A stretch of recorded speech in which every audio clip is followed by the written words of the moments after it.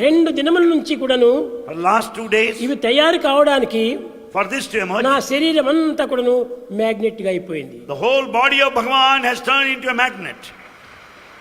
కనుకనే నేను కాళ్ళు పెడితే ఈ కాళ్ళు అంతా కూడా భూమికి ఖర్చుకుంటున్నాయి. That's the reason why wherever he lays his foot, it gets stuck up there. ఆ ఖర్చుకున్నటువంటి కాళ్ళను ఎత్తడానికి కొంచెం కష్టం అవుతుంది. And to lift it, it's difficult. ఎక్కడ నడిస్తే అక్కడ అంతా కూడా ఖర్చుకుంటుంది. Wherever he walks, the feet get stuck up. దేన్ని ముడితే అదంతా ఖర్చుకుంటుంది. Whatever he touches, it will అనగా get ఈ adhered మ్యాగ్నెట్ to. అనేటువంటిది అందరి యందు కూడాను ఈ విధంగా ఉండదు. Such things will not happen with everybody. ఇది కేవలము ఒక దివ్యత్వం నందు మాత్రమే ఈ మ్యాగ్నెట్ ఇంత పవర్ఫుల్ గా ఉంటుంది.